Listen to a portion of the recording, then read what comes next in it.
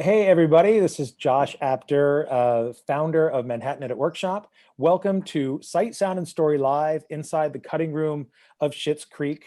And we're not even going to get bleeped when we say that word a million times. So I wanted to say first off that this event was meant to be the first time Jason and I were back together again at his location out in Long Island to do this. It's great because we get to call out when we're live and we can speak to each other during. And apparently there was like a massive multi-car pile up on the Southern State Parkway. I had to turn around and come to my office where I haven't actually been in a year. So excuse the mess. I have not actually spent time in this office in a really long time. So it's nice to be back. Although I wish I could be with Jason actually, because I think it does make for a more fun time, but we'll make the best of the situation, and we will get to the event really, really soon. I want to thank OWC, American Cinema Editors, and AJA for helping us with our events. They're great sponsors. Obviously, Jason Banky and Janet Dalton, who are the unseen behind the curtain of Oz, making all of this happen and making it easy for me to just sit here, do my thing, try to look pretty. Bobbie, please don't make any comments about that. And basically bring events like this to you. And I've said it before, I'll say it again. It's always events like these that really make sort of add something special to the work of training in video editing and storytelling. A lot of what we do is about the interface and how to use the tools. But when we take the time to really look into the creative decisions, the why, it really adds another level to the education. And I really hope you enjoyed tonight's event. I'm going to get out of the way. I'm going to introduce to you our friend, author, film historian, Bobbie O'Steen, to come on, along with Emmy-nominated editors Trevor Ambrose and Paul Winestock. They're going to click their video buttons and appear on screen. And I'm going to fade into the background, and you're only going to hear from me if there's a technical problem. If there is, maybe there will be. Don't worry out there. We will try to get it fixed as soon as we can with as few hiccups as possible. The storm seems to be over, so at least the power's not going to go out at Jason's place. But if you hear a large, thunderclap, and then the event goes dead, lightning struck Jason's house. So just want you to know that before we get started. And without further ado, Bobbie, Trevor, and Paul, have a great event. I will see you guys in a little while. All right. Thank you all for being here. I'm really excited to be celebrating these two wonderful editors. And I want to thank you, Paul and Trevor, for your contribution to this show. It's brought so much joy to so many people at a time when we really needed it the most. And the journey, the sort of story arcs and the journey that we all experience watching this different ways. I mean, it was, some people started to watch it when it was on Netflix after the third season. And then what was so amazing is the final season actually in United States anyway, it was January of 2020 through April when the pandemic hit. So it was particularly because this show, I mean, as you know more than anyone, it was so unexpectedly sincere and moving, the way it just evolved, and just it was so sweet and touching and hilarious. And I'm just so excited to talk to you about how you helped shape the characters and worked with these wonderful creators. So first I wanted to ask you what it was like for you. I mean, there you are, your heads are down, you're intensely working on this and doing work you believed in, but then as it took off, sort of Paul, you joined the show in the fourth season, so that's when it kind of really started slowly to take off. Did it impact you in any way as you were working on it? The meteoric success of it and the sort of awareness, how it was affecting the public? I don't know if we sensed that it was meteoric. When I got on in season 4, it was still very much a CBC show and pop in the US. And I don't think I sensed it was meteoric. I sensed, personally, I sensed that I was going to be having a phenomenal opportunity to work with what I learned to be two fantastic creative wonders. But at the time I was thinking, Eugene Levy, I get to work with him. And so I didn't sense anything meteoric. And I don't know, Trevor, I don't know if we sensed anything until season 5, maybe. I think that we were behind the curve constantly on this. Yeah, we're just working on it, and I don't watch TV that much, so I'm not really following, what the zeitgeist of television is to a large extent. From the beginning, it was a good, solid comedy. It did well on CBC in Canada. We started hearing in those first years that it's like the Americans like it, like they're into it, and it's like, oh, that's great,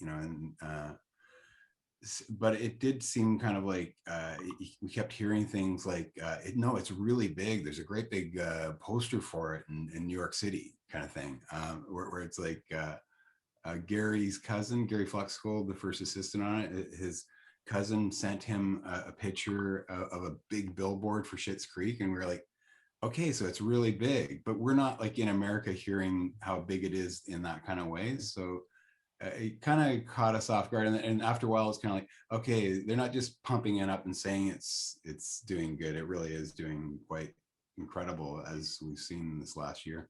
I think when they started touring, that's when I realized this was way bigger than I'd ever considered, because the main cast started touring and doing live venue Q&As. And initially it was just one that they were going to do, and then it turned, because it was such a success, they did a second, and it ended up being quite a tour. And I think I'd never encountered that before on any show where that could be feasible, rewarding, and it was really exciting to see that elevation. Right. And I know the original intent was for it to be 5 seasons, and then the 6th, they got it. The 6th season, was that because, of course, it all had to come together in a satisfying way. I mean, it was phenomenally successful in that vein. But did you feel a different, in the cutting room working with Dan Levy, did you feel a different kind of pressure, or was that a different experience season 6? It was a continuation of everything else. Like, Yeah. I never sensed that I never sensed that it was like it had become a different show in a way. It just became more intensely the show that it is. I don't really know how to articulate it any better than that. It always was the show. There's always a focus on this great big long. It's a great big long movie, as we see in all the cable shows that are out now. That's kind of like you sink your teeth into a huge story arc, and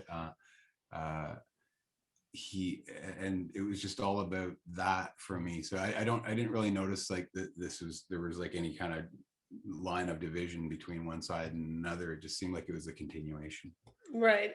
And first of all, I also wanted to say, Trevor, congratulations on your Eddie Award, which you just got this last weekend. And Thank you. Which is American Cinema Editors, this wonderful organization that honors and supports and nurtures editors. And you both had Emmy nominations. I mean, the show swept the Emmys incredibly.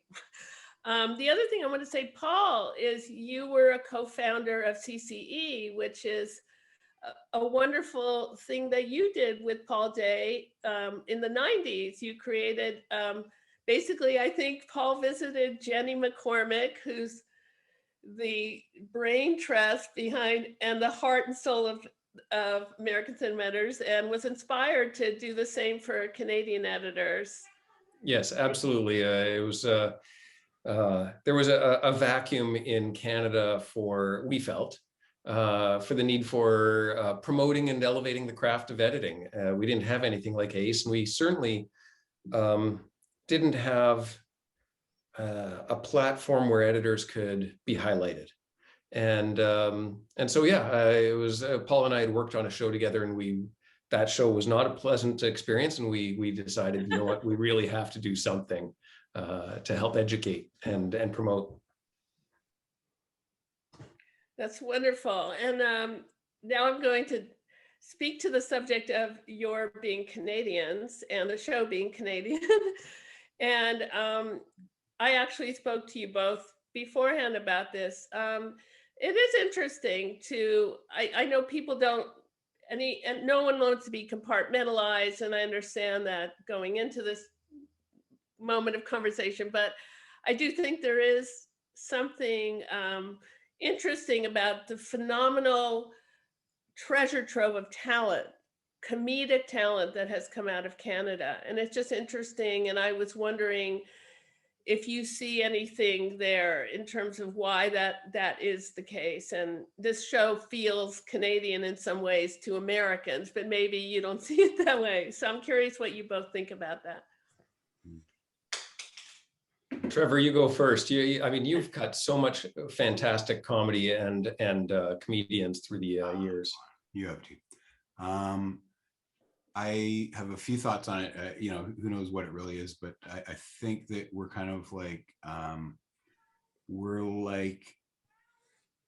like undercover Americans, kind of like we're like if as a Canadian, if we go to America, it's like we'll speak to Americans and they won't necessarily know that we're not from America. They assume that we're from America. They might go like, from California or Northern, I'm not sure what it is, but there won't, you know, like when I'm in Florida, people know I'm not from Florida, but they would never know that I'm not Canadian. Anyways, so as Canadians, we're kind of like, we're very like Americans in so many different ways, but we're not Americans. And I think that there's a certain aspect of Canadians that's kind of funny, but also in terms of the way our appeal to Americans, I think may come from to the fact that we can look at Americans and we're like Americans, but we're not. So there can be a bit of an objectivity that an American might not have. Like Americans are really funny, as we know.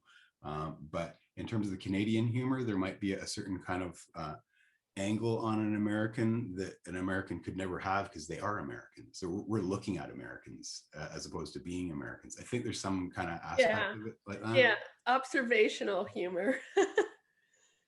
I think also we're a neurotic bunch because we aren't the US.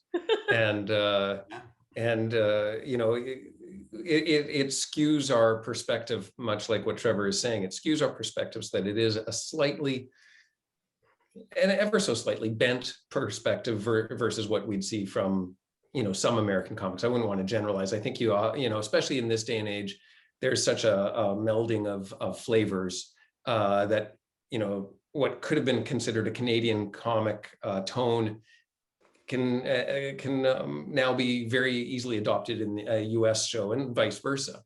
We're in that Netflix and golden era of television where there's so much that's cross-pollinating. But overall, I'd say it's an identity crisis that we want something to be different and something to be better. And so there we go. We've achieved that. Well, Mike Myers calls you the Scandinavians of North America. That's yeah, absolutely. But there is a, you know, yeah, it's very interesting to think about the show.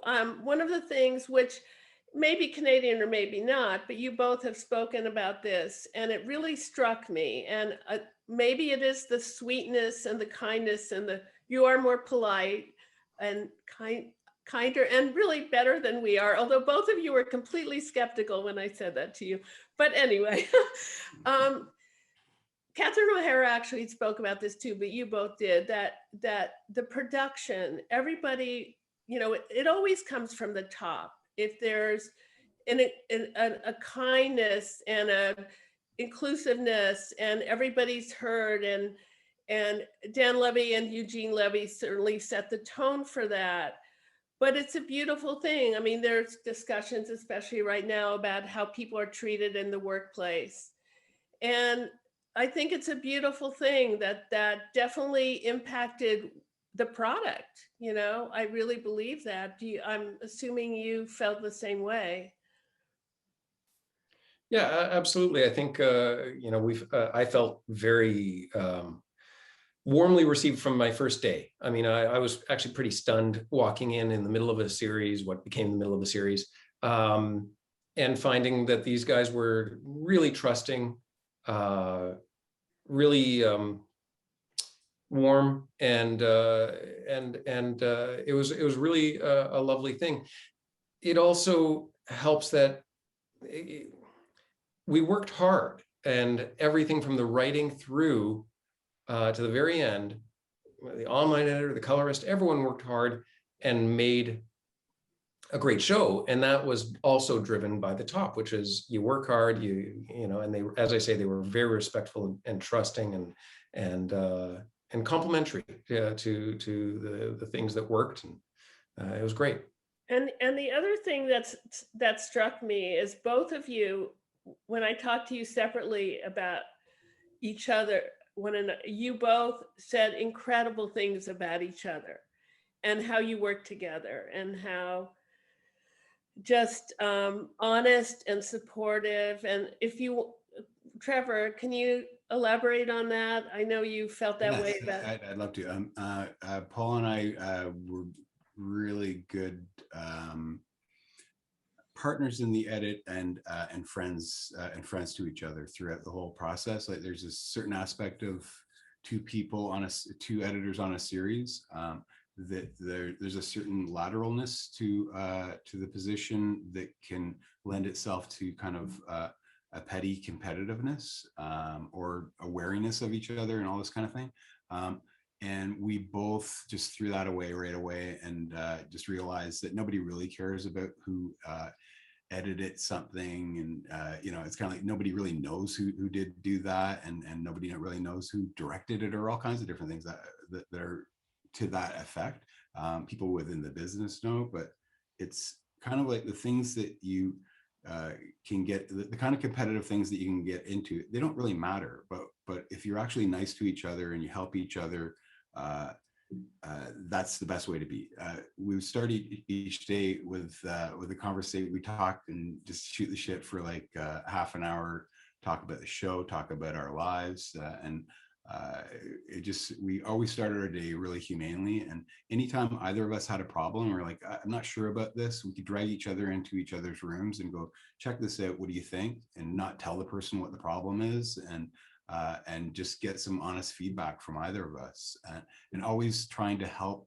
Like, we'd watch each other's shows and actually give each other notes to help them do better in their show. And so in other words, it was the opposite to competition. We would just we would root for each other and help each other. So it was great. Yeah. Can we rewind for a minute? I just wanted to ask, how did you get to be hired on the show, Trevor? I've worked on and off again with a producer, a legendary producer, Colin Brunton. He's an incredible man. And he's really been instrumental in a lot of, in several, you know, really big breaks that I've had. And he called me in and said that there's this Eugene and Dan Levy show coming up, and they need editors. And I was a big Eugene Levy fan as well. Like, I grew up watching Second City, and that was very impressive to me. But the first thing for me was like, anything that Colin said, you could anything that Colin would invite me into, I would become part of immediately, because he's just a really good vibe producer that puts together great crews. And anyways, that's how I got into it, through Colin Brunton. And Paul, how did you get hired on the show? Thanks to my friend Trevor there, I'd say. Trevor and I had worked together for the first time just a year or two previous to fourth season of Schitts.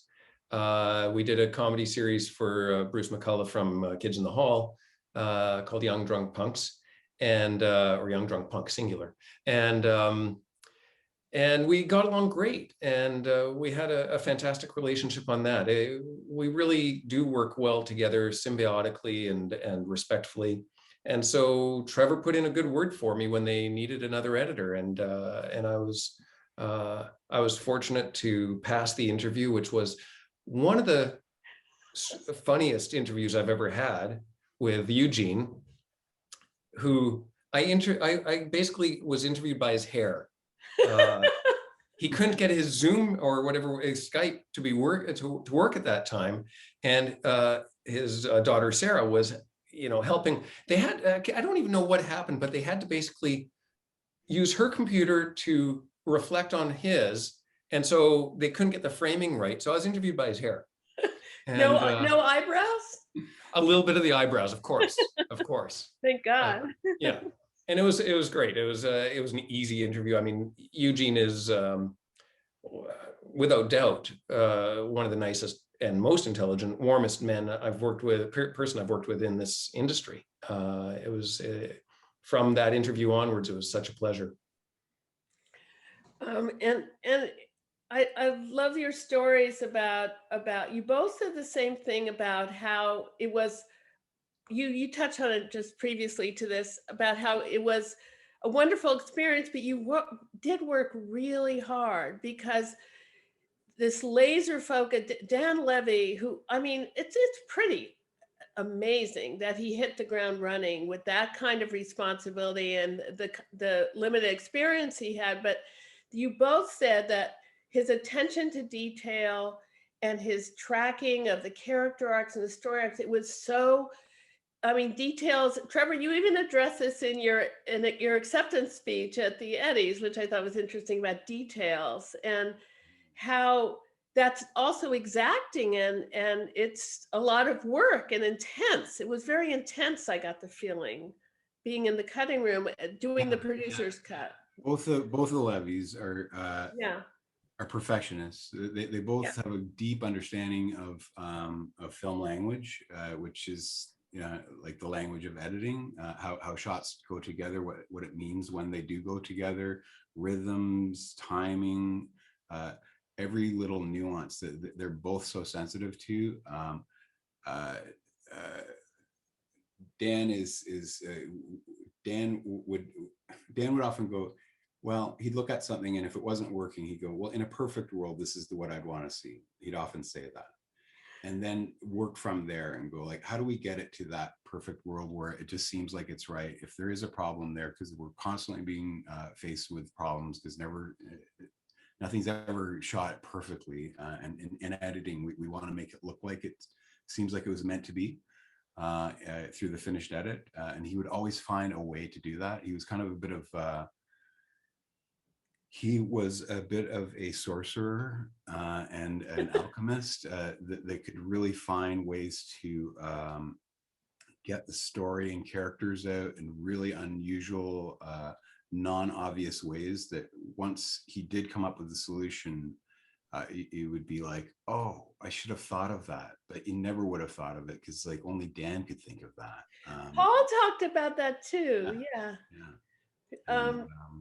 And Eugene was like, he could, I don't know, he could move something like a frame and go like, there, that's the better beat, and it'd be like, yeah, it's funny now. Like just by a few frames, it's kind of like, now it's funny. Or he'd hear in someone's voice how they hinked on a line that most people, including ourselves at times, wouldn't even hear, and then you really listen to it and go, yeah. And yet it never felt like they were frames that we were just doing to waste time and energy.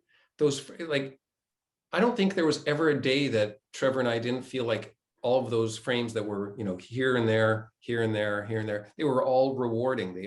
Every time they were like, as Trevor said, oh yeah, that is better. And to that end, I was amazed in my first season with Eugene specifically, and Dan less so, because I think I was absorbing more of what Eugene was saying to me in season 4. He was the one sitting beside me, and we would change a word, absolutely, that Moira says, and you think, well, why do we need to change that word? It sounded fine. And then you realize there was just that little curve in it, that little tonal change. And it doesn't just change that moment, it actually changes the character arc for that episode. And it's really remarkable. You must tell the story about his lip syncing. All right. So Trevor, I don't even know if you ever experienced this, but and maybe you did and you just didn't notice, but in my first season, I was kind of shocked, gobsmacked at, I'm sitting down with Eugene for the first time, and we're running through he liked the cut, and he says, okay, let's run through it scene by scene. So we go through the first scene, and he starts mouthing. Okay, let's take a look at the takes on that, on Dan doing that line. And so we'd look at the takes, and he'd, okay, take 3 has the better pacing, better word, emphasis on whatever word it was. And what he was doing was he was memorizing instantly the pacing and the tone of each take, and in his mind comparing them as we ran through them, so that instead of just listening, he was participating and living those lines. And it was remarkable. Time and again, he would, okay, let's go with take 2. And I'm like, wow. And instant memory and tonal acknowledgement. It's true. He's got a musicality to him that I think comes out in his comedy and his drama. That even though there's barely any music in the actual show, he's got a musicality to him. So he kind of knows the rhythm and the timing. It just, I don't know. There's something musical about him that comes out in his rhythms and cadence. Wow. Former. And the other thing that you said, Paul, is about sometimes he would have you make a change, and it didn't make sense to you, but then later you realize that he's setting something up for another. He so has the broader picture of where he wants things to go, that and Trevor, you must have experienced this as well, that he always has this great GPS on the character arcs. And so he may be doing things that you will say later. Oh, I think that's true for both Dan and Eugene. Yeah. And in fact, I would say by season 5 and 6, Dan was a remarkable GPS. Yeah. And you'd seed things, and yeah, you wouldn't quite know why, and then later on you'd learn it or realize it.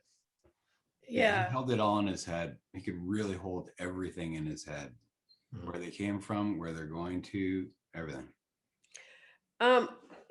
One thing that you had said to me earlier, Paul, that I just thought was so interesting. You said that you were talking about your previous, Mark McKinney was also a role model for you, a very, very influential person for you, who was also connected to Kids in the Hall, in which Trevor worked on their 6 degrees here. But you said that what you learned a lot on this show was finding a balance between comedy and drama. Can you elaborate on that?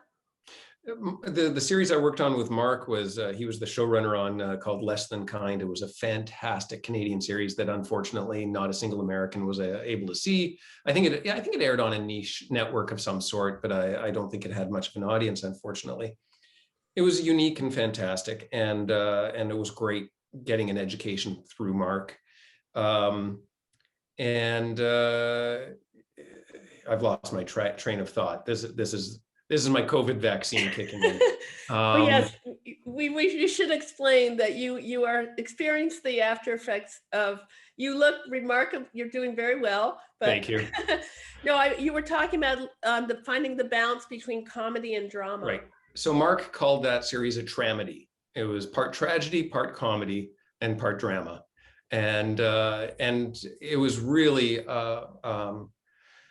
quite the balancing act to bring it all together and make it a cogent piece. And the comedy was sometimes just lovely dialogue and incident, situational.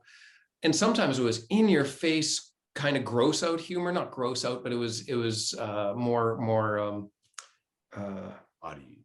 Sorry? Body. Yeah, exactly. And so to find the threads that wove that together was a huge challenge, and it was great learning from him. Again, it was about the performance and the character. He was very similar insofar as really not being about that moment necessarily, but about the larger picture of character and performance, which is what Eugene and Dan were about. It was rarely about that little moment. It was about the bigger things.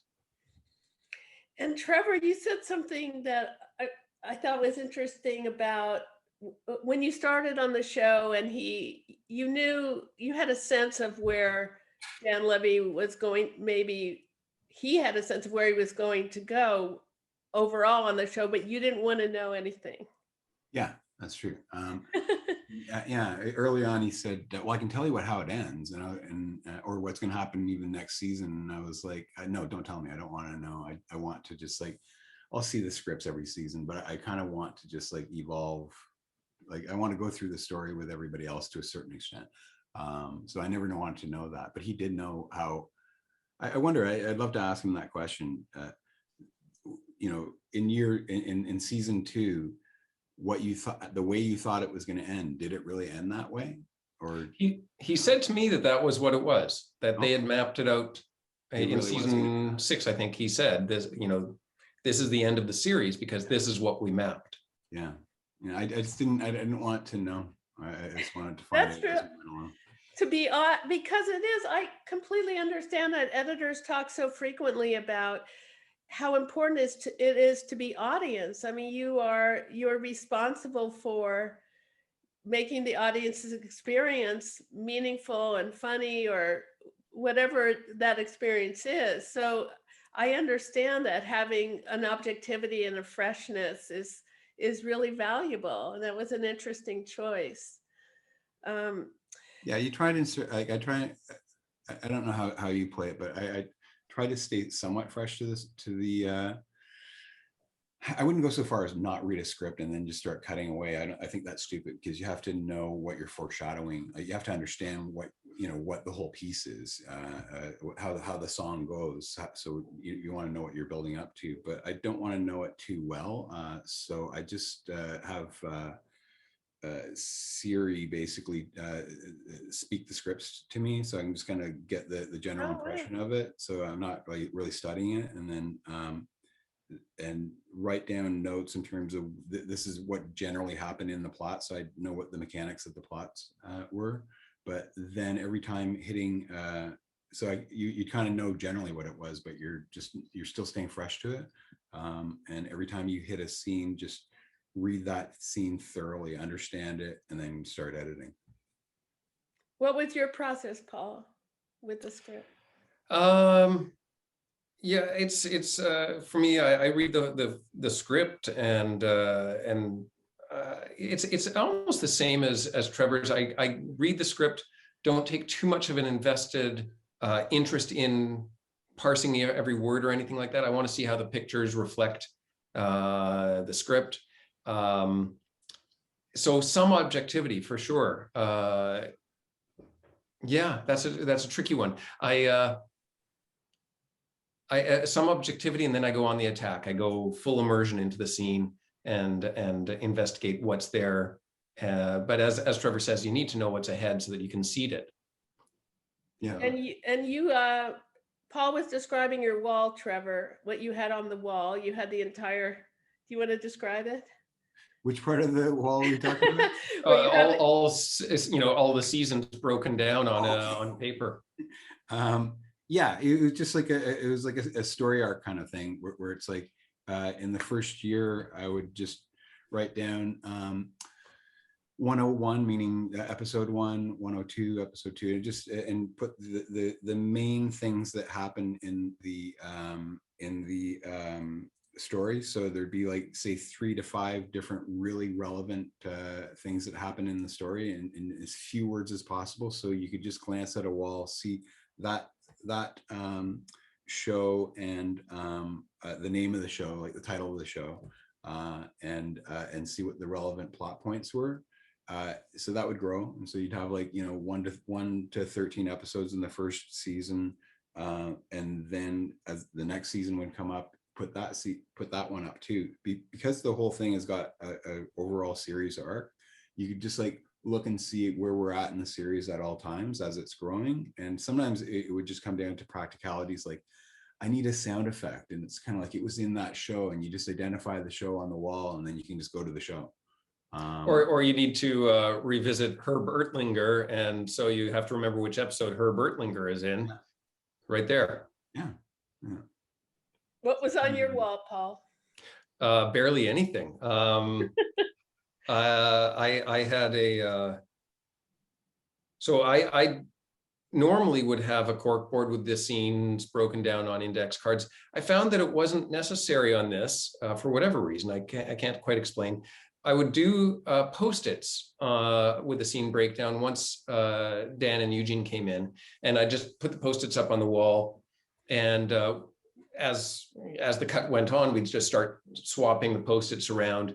And it was actually quite a convenient way to do it, because you just slip a Post-it down if you were omitting a scene, and then another cut passes and you're like, no, you know what, we're going to put that scene back in, and it's just an easy read of the scene breakdown. And that was it. There wasn't much else to it. And it was useful when you were working with Dan to have you said 3 seasons up, basically 3, the one you were working on, the one before and after. Is that how, on Post-its? No, I had on Post-its, I had 3 episodes, not 3 seasons. I mean, 3 episodes. I'm sorry, Yeah, 3 yeah. episodes, not 3 seasons. Yeah. I know people are very anxious to see some of these wonderful clips we're going to show, but I just want to ask you one last question before we start.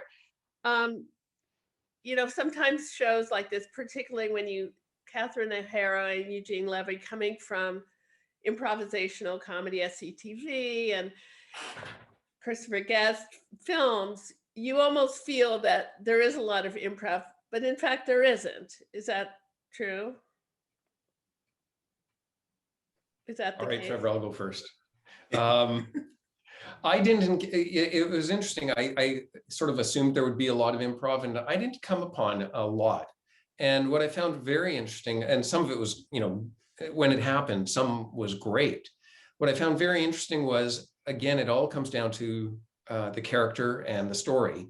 So a couple of times, both on the improv and just on a scripted comedy moment, the guys would say, you know what, let's either just use a quick beat of that improv or lose it entirely, because it's not, and I would be on the floor laughing watching this improv stuff. And they'd say, no, you know what, it's not part of the character. Let's either lose it or trim it, whatever it might be. And I thought that was a really brave approach to comedy, to you know, leave some funny stuff on the floor. And it was great. It of course worked. The Asbestos Festival rehearsal dance, what was it, 1.5 minutes, Catherine O'Hara, that you just, yes. And yeah. How many shots were left when it just? She did about several takes of her dance for the Asbestos Fest, and we only ended up using, I think, probably 2 seconds in my memory. That's painful. And we did about 3 takes maybe, and she would do all sorts of florid movements, and it was all over the top. And I could have watched it again and again and again, but again, it wasn't right. Yeah. And so we just had those couple seconds, and those couple seconds are a great button on the scene. Yeah, it was always about realness over comedy. So yeah. Comedy was important, but real had to underpin everything. So in the end, if something was kind of funny, haha, it would be like, well, it doesn't have a place if it doesn't have a reality to it. And there was some stuff that was really funny and real at the same time, which is great. But if it was just funny for funny's sake, it would just be like, no, let's stick to the story. And I think that's how audiences responded to the series overall. That they wanted to follow. I love that. And they cared about the characters because of that. Yeah, that they really believed in themselves, and so you believe in them. And I love that you talk about the realness of it, and then that's what the important in comedy. That's really interesting.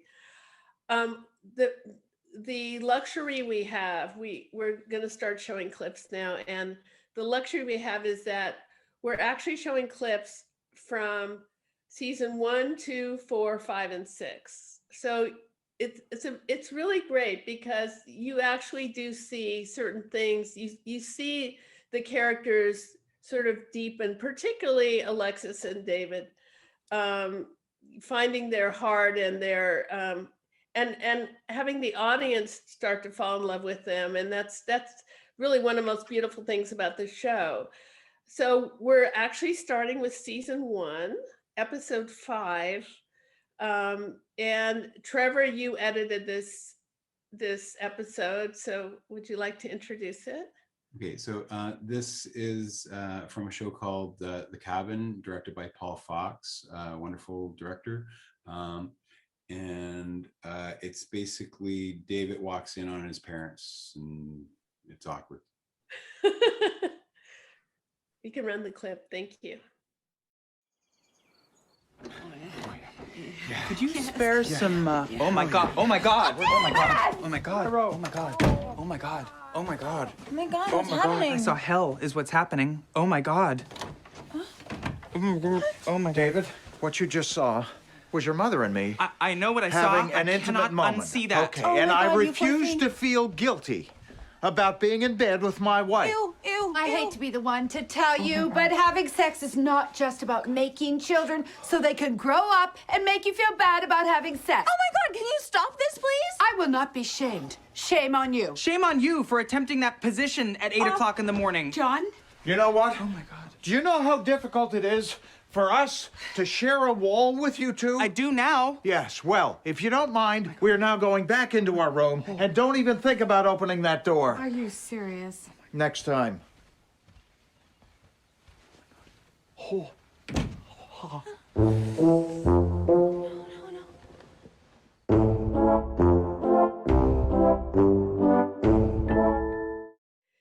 What's so wonderful is that the parents are being the honest, rational ones, and the children are being. I mean, can you talk about the experience of editing this sequence? It was really early on. It was one of the first. I think it was like one of the first scenes I cut. It was one of a bunch of them at least, and it was just like it just was full of energy. Like the performances were full of energy. I remember the actors kind of psyching themselves up because they knew that they had to kind of like they had to fly as soon as the scene started. It's really awkward. It's got to have a really intense up energy, and they were just going, "Okay, go, go, go," and they did it. So and I cut it together. The reason why I'm actually showing it is because it's the first scene that I ever showed either of the Levys, and Oh wow! The policy in editing is that you don't show any producers until you've gone through it with the director. But it was the beginning of the series, and the Levys hadn't seen anything, and I could sense that they were like wanting. I could just sense from them that they wanted to see stuff.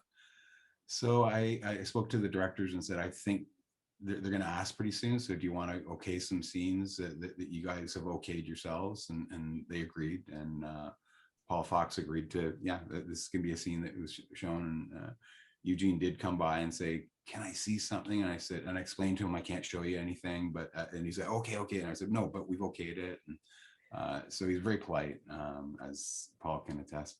And I showed it to him and he was just like, good. And then I was like, okay, good. We've been sanctioned. And then I think that Dan popped by a day or two later and just to say hi. And I said, okay, so do you want to see something? And he's like, no, I'll wait until later. And I was like, wow, these guys are so classy. Anyways, the reason why I'm showing it is because it was like a real moment for me to show for the first time what's going on. And there was a realization that, wow, we got something. Yeah. Dale, Trevor, do you remember, of course it's so far back, but watching that scene, I was amazed at the timing of Eugene's next time.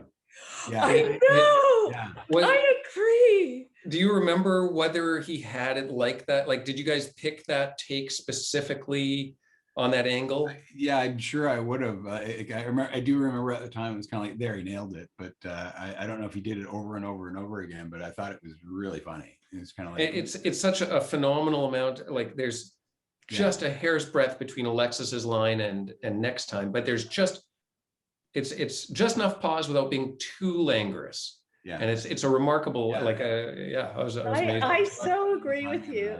And the interplay between him and Moira, it's like, and if you blinked, you wouldn't see it, but it was amazing. And then the beginnings of the ooh. Just the whole idea of like, oh, we're hearing about something or seeing something that we don't want to know anything about. I love the point in it where Johnny's saying something like, you can't imagine what it's like to blah blah blah, and to share a wall and Dan completely overlaps him and goes, I do now, and the overlap, it's kind of like you're hearing two people talk at the same time, but you clearly hear what they're both saying. I thought that was a wonderful moment. Yeah. And it's also interesting because they have they're a bit caricatured. The siblings are a bit caricatured at the beginning, and when you watch the show now again at the beginning, and you see how all the humanity and the real emotions started to seep past all these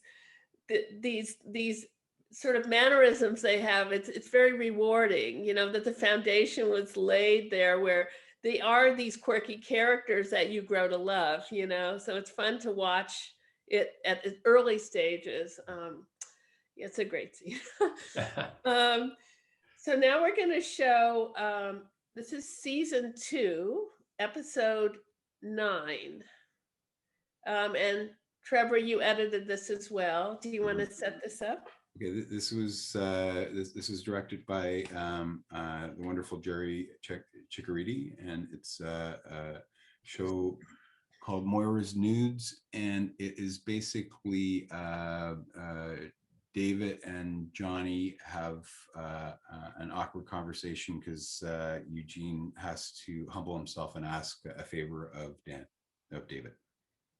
We can run the clip. Thanks. Well, thanks for the ride. We've really been taking advantage of those rides, haven't we? You know, I never thought I'd be in this situation, getting a ride home from work by my son. That's the situation you never thought you'd be in? I need to go to Elmdale. Oh, yeah, sure. Working man. Yes. Busy. Mm-hmm. You know, it's funny. It didn't seem that long ago that you were relying on me for everything. Like when you were taking your harpsichord lessons and I would drive you. I was 7. All the lessons that I paid for and schooling. Okay. What is happening here? Nothing. I'm having a little chat with my son, that's all. Do you have to pay for that? Last I heard, you didn't have to pay. You and Alexis, I've been getting some very weird vibes. What did Alexis say? What did she say? She didn't say anything. Should she have said something? No. What is going on? I've overextended a little bit this month. Financially, I could use some gap financing, that's all. Well, should I be concerned? No. Well, how bad is it? It's pretty bad. And, you know, this is so awkward for a father to come to his son for money. Well, believe it or not, this is actually not the most awkward parent-son request I've gotten today, so... If you need money, I can give you money. Well, thank you, David. So... Oh my God. What are you doing? Well, I was trying to give you a hug. I get the gesture. Should have undone the seatbelt. Okay, well then let's just leave it at a gesture. Let's just leave it. Yeah, let's leave it. High five, son. Oh, well, okay. All right. Welcome back. It's a wonderful sequence, beginnings of, very heartfelt and awkward. And do you want to talk about it, Trevor? I love the chemistry between father and son, Johnny and David. I think that it's less about the editing, even though in the editing, because the chemistry was so good between the two of them, it's very edgy back and forth. So there was a lot of comedic timing happening in terms of just hitting the pulse of the edits. And I like that about it, but I'm showing it partly because of the bittersweetness to it. It's funny.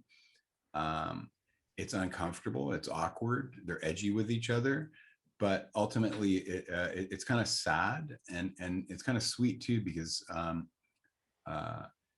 it's really awkward for Johnny to have to ask his son for money, and even though there's a prickliness between the two of them, and David's certainly being prickly with his dad and impatient, but at the same time he cares about his dad, and he wants to, and he's like, you know, everything aside, he wants to help his father, and that's the most important thing to him.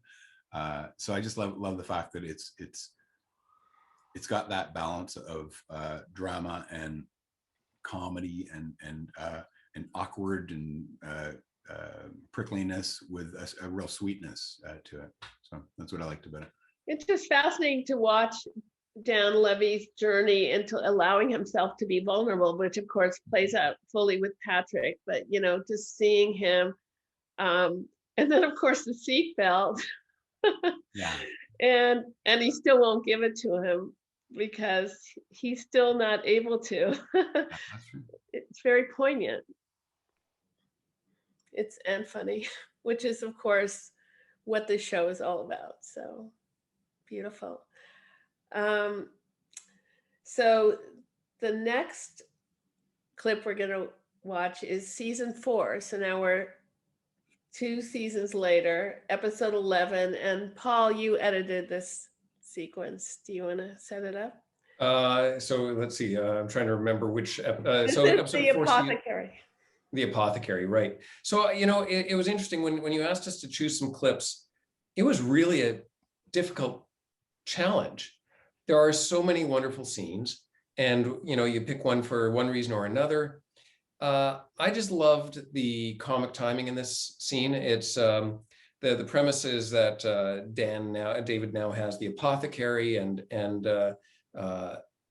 Johnny's doing the motel with Stevie, and they've got this deal with David that he's going to supply the various toiletries and such for the motel rooms, and it turns out that it appears that Stevie has been using one of the cosmetics and she's gotten a rash. They come into the apothecary to confront David in a very business-like, non-familial way. I think it's great because it shows this still the schism that still had to be bridged through to season 6, and Johnny over the top with his upset. So I think I just chose it for the energy and the comic timing. Impeccable. Thank you. We can run the clip. Hello? Hello? No one at the counter? Who runs a business like this? Anyone could just walk in here and shoplift. Okay, nobody's just walking in here and shoplifting. David, your face. I know my face. I know my face. It's a heat rash or something. I look like the Phantom of the Opera. Well, you can't greet customers with that face. You don't think I know that? I don't have much choice. Patrick's at some business seminar. I don't really know because I wasn't really listening. Stevie, show me your arms. Thought you'd never ask. Oh my God. What happened to your arms? Same thing that happened to your face. What? Your dad thinks it's your moisturizer. Okay, that's impossible. I've been using this moisturizer every day for 3 months. Although this is a new batch. And we've already sold half the stock. Oh my God. See? I knew it. David, we have a problem. We have a big problem. You could be sued for retail negligence. Stevie, show him your arms again. Why am I showing my arms? I don't want to see her arms again. You realize you're going to have to talk to Patrick and tell him that you two are going to have to take a bit of a breather when it comes to, you know, could be contagious. Oh my God. Yeah, and here you were this morning acting like you were doing us a favor with the rollout. Okay, this is one of our best-selling products. Well, we're going to have to roll it back in. And stop touching your face. You stop touching your face. Welcome back. You know, when you talk about the split second timing, the moment in the scene in the motel room when they're having sex, the scene where that moment where Eugene Levy raises his eyebrows, that's another, like, it's very fast and it's just amazing. Oh yeah. Timing. Yeah, the challenge in this scene was to keep that pacing going. They had you know, in their performances, they had that pacing, but to cut to the different angles and reveal the rash well enough and establish it well enough, and at the same time not go straight into a close-up. You know, it's too on the nose. It was that was the challenge of that scene. Their performances were so, as they always were. For the whole cast, they were always spot on. It's remarkable to work on a show where you never have to worry about performance. I mean, what amazes me is also there are so many people in the cast that had relatively little experience as actors, and both of you have spoken this way of all the performances were just spot on. It's you know, yeah, I have to wonder if, obviously they're talented, but speaking to what we originally talked about the atmosphere of the set and how welcome they were and how safe they felt. You know, I wonder about that. I don't know if you have any, because you know what I mean? It is unusual. I mean, the actress who played Alexis, I mean, Annie Murphy was incredible. Phenomenal. Yeah. I think it goes back to, I worked with a showrunner many years ago who said, the key to being a showrunner in TV is casting. If you haven't nailed the casting, then you haven't done your show any service. And these guys, they cast it supremely well. And yeah, Alexis, Annie was I think a bit of a gold mine to find. And and that's the thing in choosing the scenes. One of the scenes I really I was on the edge about was the scene which has no comedy, well, basically no comedy, between her and Ted, their final dinner.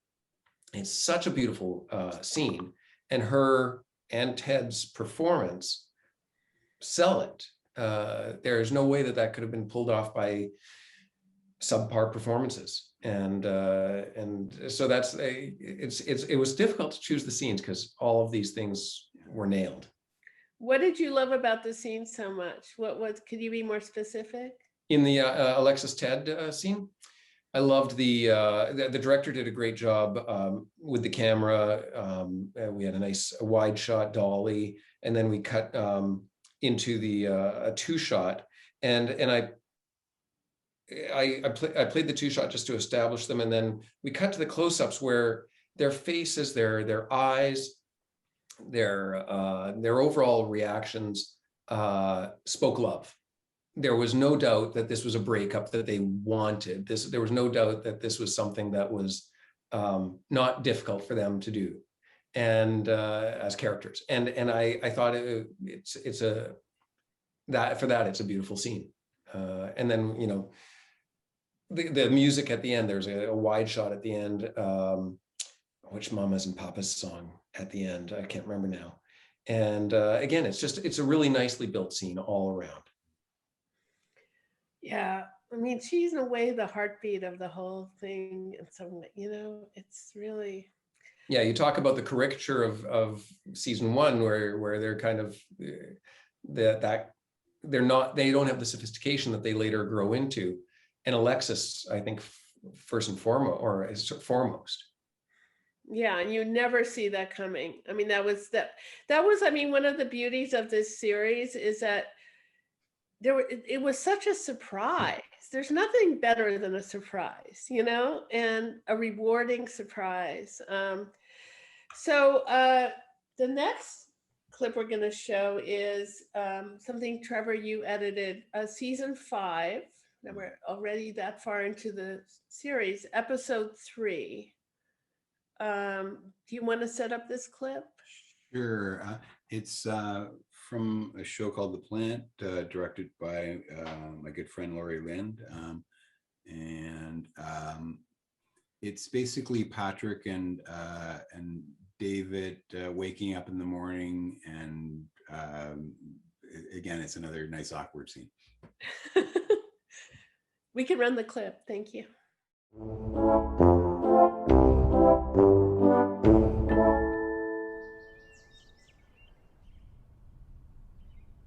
Knock, knock. Everybody decent? Oh my God. Once again, Ray, saying knock knock is not the same thing as actually knocking. I'm just making breakfast and I wanted to know if I should make extra for you two. No, I think we're good. Great. Door open or closed? Closed. Okay, I thought you were gonna talk to him about this. I let very few people see me before 9 a.m. I did. The knock knock is him taking the note. Well, you might want to invest in a lock then. Knock, knock. Holy fuck. I realize I don't have eggs, but I do have pancake mix. How do we feel about that? 4, please. David, you're constantly talking about how much you eat, but I've seen you walk from the bedroom to the shower and you look fine.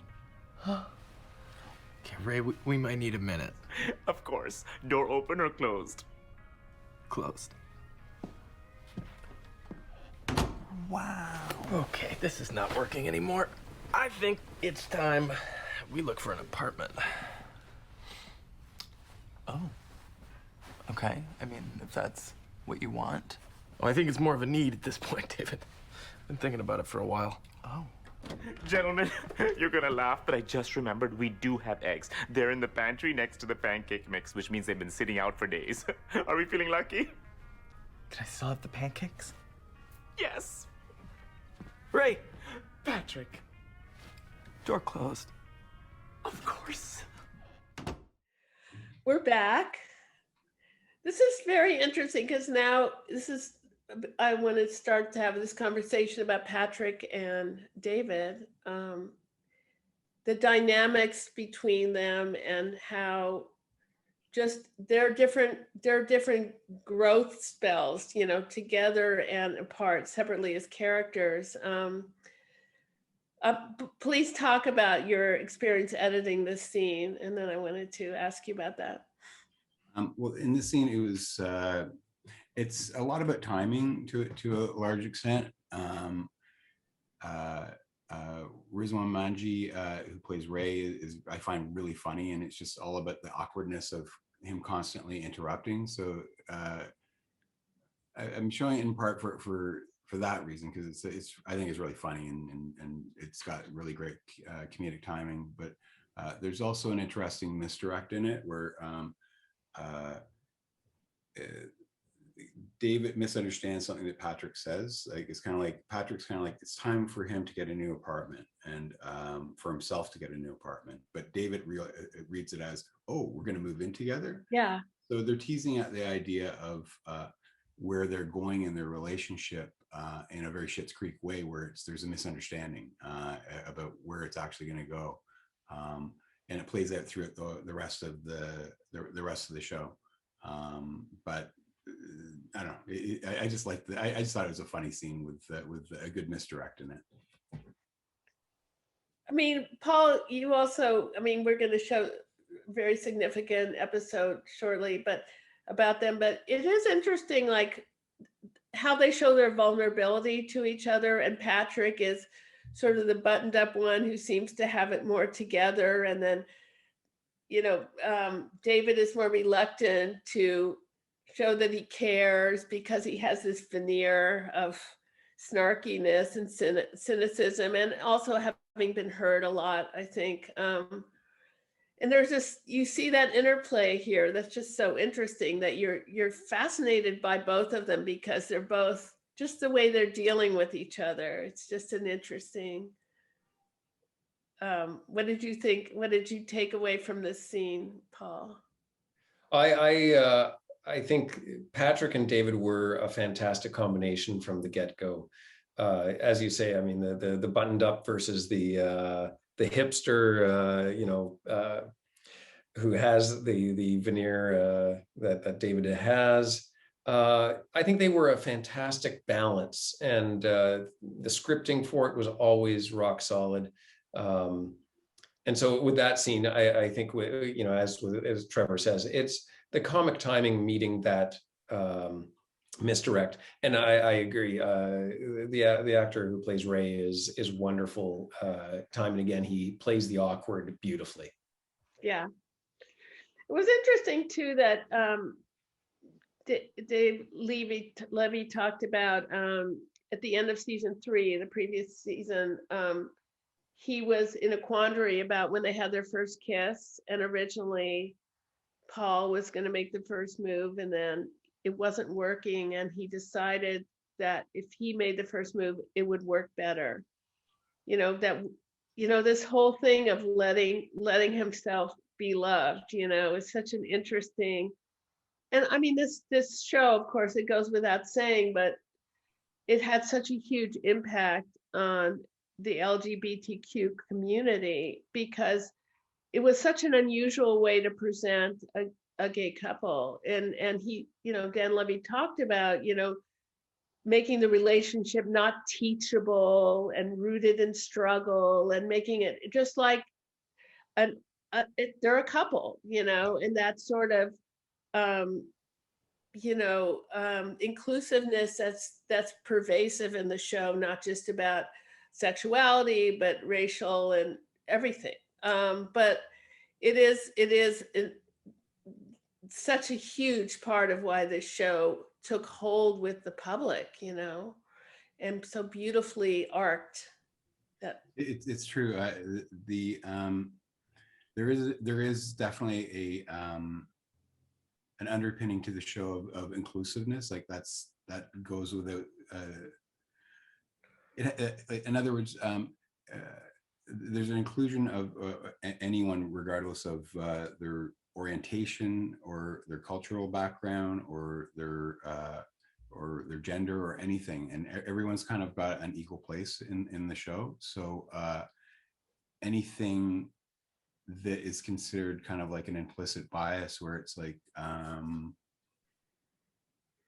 don't know, the idea of them being a gay couple was kind of like, they're not a gay couple, they're a couple. Right.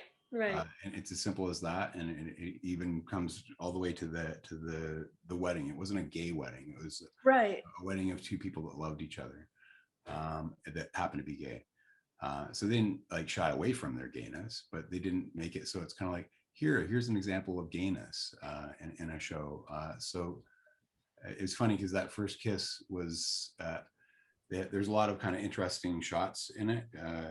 So you could kind of style it up, and that's the way it was. I first cut it, and he came in and just said, no, they just kiss. And he just simplified the whole thing. It wasn't styled up. It wasn't kind of romanticized. It was just flat out them kissing, and that be what it is in its real way. Yeah, and the outpour from the public about how much it impacted people coming out with their parents, and well, we'll talk about that. It's the upcoming sequence. But the next clip we're going to show is still season 5. This is now episode 9. This is MVP, the MVP. This is yours, Trevor. Okay, so this is the MVP directed by the wonderful Jordan Canning, and it is basically a part of a baseball game. So it's a baseball game scene. You can run the clip, thank you. Patrick, I don't mean to put any pressure on you, but you do realize that it's the bottom of the 9th, 2 out, bases are loaded, and the game's on the line, right? Yeah, I realize that. Thank you, Ronnie. So, who's up? I think you know who's up. The barbecue guy wasn't ready, but he gave me some chips. Okay, David, you're up, but I'm gonna talk to the ump and see if we can pinch hit for you. Why? It's the only part of this stupid game that I'm actually good at. You struck out 3 times, so. I tipped it that one time. You even admitted that. No, that's true, and that was a great tip. It's just we're trying to win here. Hey, do we have a batter or what? What's going on? Yeah, I'm doing it. I'm doing the batting. Okay, great. All right. Okay. Easy out, everyone, easy out. Fire up the grill. We'll be there in a couple of seconds. Okay, everyone shut up. Ronnie, throw the thing.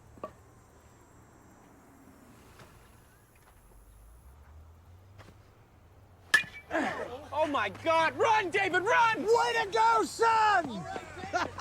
Johnny, get the ball! Go, David, drop the bat! What are you waiting for, Johnny? Come on, he's going home! All the way, David, all the way! Ah! Are you okay? Did I do it? You did it. You did it.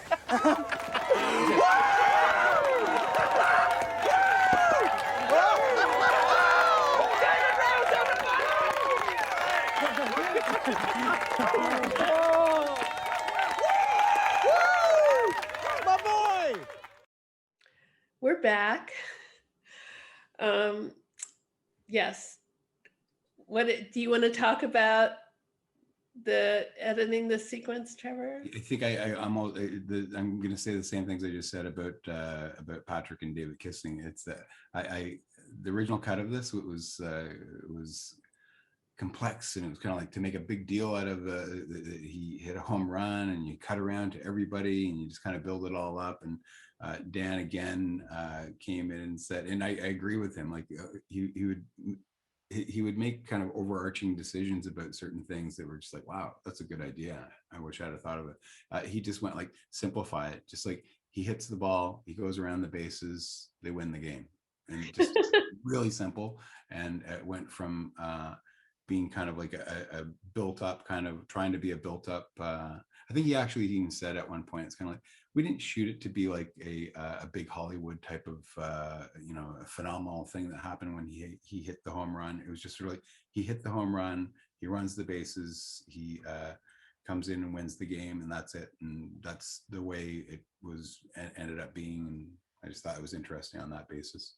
And also it's kind of like defying certain things, kind of like, well, he's gay, why is he good at baseball? Which is like a ridiculous thing to say, because I'm straight and I was terrible at baseball. And I asked him, because he was really hitting the ball great that day, I asked him, were you good at baseball? And he goes, yeah, I was pretty good at baseball. So But he did have like Broadway references to baseball terms or something. There was some kind of, but I was just saying when we were running the clip, what's so impressive when we run these clips, which are quite short, they're so complex, and there's such craftsmanship in how you put them together in terms of timing and making all the interactions work. It's really incredibly impressive, I have to say. Just watching it as an audience, I can see what went into it, and how, like you were talking about earlier, just like a tiny momentary timing that you don't want to milk too much or you kill the comedy, or a moment that you want to play because you're setting up a meaningful character moment, that you have all that going on at the same time in a very short time frame. I think that's what this episode and this scene really do for me is brings the relationship between Patrick and David to a new level, as David finds a sort of a growth in his relationship with his dad in that very moment. Whether David, David doesn't hear it, but we hear it, and right. And I think that it's quite a lovely scene for all of the meaningful moments, as you say, along with the built-in comedy. Yeah, it's true. So this sequence we're going to play next is season 5, episode 11, Meet the Parents. And this had a huge impact. This was a really something a lot of people related to, and that's why I chose it. It's a scene I've heard about from quite a few people, that it was a very meaningful scene for them. For me, it was a good, challenging scene. We had, again, it's the delicate balance to make sure there's some humor still winding its way through these relatively heavy moments and beats. And so that was a challenge. It was also a scene, I picked it, of course, because of that impact it had But it also because at the end there was scripted stuff that the family over at the bar right now we'll see it, but there was more to it, and we cut around it because Dan said, no, we've got to simplify it. We've got to keep on the moment here. The emotional moment is where we're at here. And that was an instance where we lost, not great funny, like it wasn't gems, but we lost a couple of comic beats. And it was, as so often, exactly the right decision. That scene, as you say, has had a great impact. And I think there's only one reason for that. It was a well-crafted scene. So let's run the clip, please. He's coming, he's coming. Okay, he's coming. So, are we on lights? Also, we're going with surprise. Happy birthday was too wordy, and we couldn't nail it at rehearsal. Okay, great.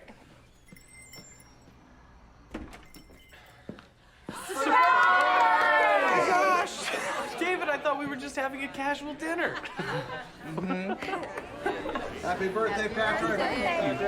What is happening? I thought you guys were out of town. Well, we are. We're just so happy to be included. You've got a really wonderful friend here, Patrick. Yeah. I'm just glad you could make it, Mr. and Mrs. Brewer. Well, I should leave you all to catch up and spend some quality time with your son. But might I recommend the crab cakes? I over-ordered and they cost a small fortune. Hey, could I just have 2 seconds? Sure. What if they don't react the way I think they will? Then I will be here and we'll get through it together. Okay. I love you.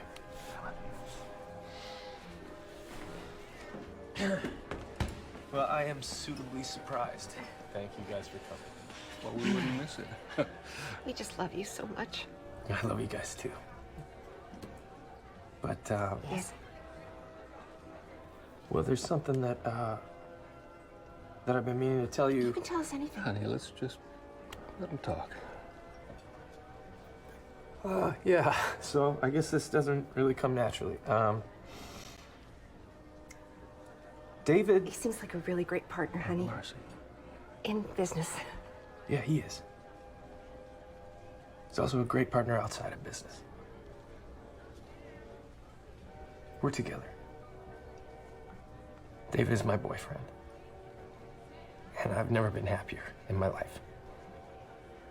And so I hope you guys can accept that. You are the only thing in the world that matters to us. And if David makes you happy, then that's all we care about. Dad? I like him. I like him a lot. Me too. I don't understand his clothes, but... You will in time. Oh, man. I didn't know how I was going to tell you guys. Well, we're just glad you finally did. Happy birthday, my sweet boy. Thank you.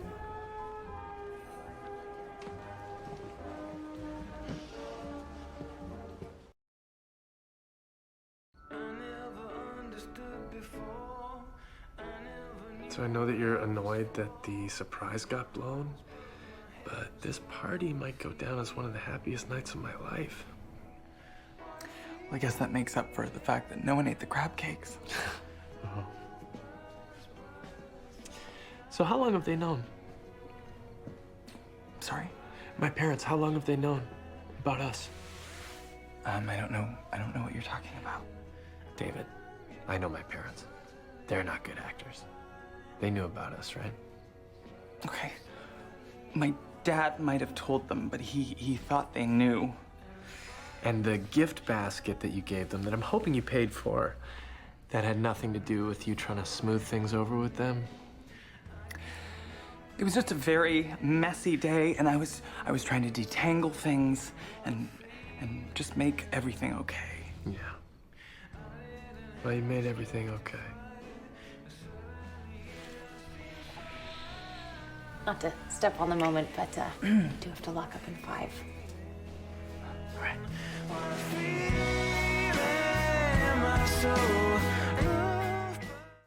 So Paul, this scene is so incredibly moving, and you said you weren't fully aware of what the impact would be. Can you talk about that? Yeah, no, I think you know, I was editing away and happily ensconced in figuring out the architecture of the scene, and I didn't consider that this would be sort of a tentpole scene for the gay community.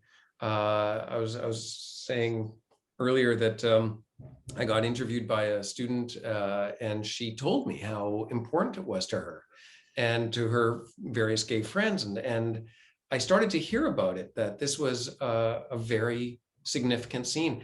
I never would have thought of that. I'm just involved in the editing. I'm involved in bringing it together. And I knew that it was a nice scene. I knew that it was a really a strong scene and an important one for our characters. I recognized all of that, but I didn't recognize, I don't think I would have ever recognized in a million years that any part of Schitt's Creek would become as big as it has, and that this scene would be one part of that. And it's fantastic. I'm so thrilled that it's been such a support for people who otherwise may not have, who needed it. No, I was just saying earlier that when you're an editor, you know, you are doing your work, you're doing your best. You have to be passionate, you have to care, because, and you never know. And so when you get these surprises, sometimes you get disappointments, but it is incredible. And I was mentioning to you earlier, I love the duality of Patrick and how you played his performance in a very subtle way. So the surprise was not a surprise, but he had to pretend it was. And you had, the way you played, this was really subtle, how you didn't really know that he knew his parents already knew. You could play it, in retrospect, it could go either way. So you had to play it sort of as a mystery that wasn't solved, you know, and you did a beautiful job of that because you weren't ahead of it, you know. It was interesting. I remember us, Dan and I, anguishing over the performances we were choosing for both David and Patrick. We trimmed out a few lines, a couple of lines at the beginning as they're waiting for Patrick. It was a matter of just getting the emotional tone set of David's anxiousness to get the, you know, his excitement, his anxiousness, get that out there, and then have Patrick arrive as soon as possible in there. Otherwise, it was about another 10, 20 seconds of dialogue before Patrick's arrival. And so right away, you're honing in on the Patrick and David relationship. You're honing in on Patrick, especially. I mean, this was really his scene. And so we anguished over which, you know, his entrance. How was he going to enter? His first line, a party. How was he going to, you know, in what level was he going to be emphatic that this was, you know, a surprise or not? And same with at the table with his parents. If memory serves, and I might be cloudy on this one, I think we trimmed out one word because it pointed to him knowing that his parents knew, or that, memory serves that there was a look and a word like all right or something like that, a very generic word, and we trimmed it out. Yeah, and again, Patrick played it beautifully. And then after the dialogue, we cut to the family at the bar watching and quickly hiding their voyeurism. And again, there were at least a couple of lines that we trimmed out there, and a great decisions again to focus on the moment and the character rather than the comedy necessarily. And it made it that much more interesting to go to the family, like that much more funny and kind of touching to go to the family. It's like, oh yeah, they're there. Yeah. Exactly. It was a button. It was a comedy button. Like you wouldn't have had that if, yeah, exactly. That's right. Exactly. Yeah. And It never ceases to amaze me when I think about this show, how many times we made interesting, challenging decisions. And at the end of the day, Trevor and I would look at each other, you know, we'd be somewhat tired, exhausted, whatever shape we were in. And we'd say, show only got better today. It's true. wow. And that doesn't happen on every show. There are far too many shows where you feel at the end of the day that it's taken a sort of a step backward or 5 step backwards. Every day we felt the improvement. Wow, that's amazing. Yeah. And you know, the whole thing about the choice that Patrick was more perfect, or when he had things in control, and here he was in this welcoming town and lovely parents, and he was the one that was, you know, not able to tell about. And that was an interesting, I wouldn't call it a twist, but a surprise, you know. Yeah.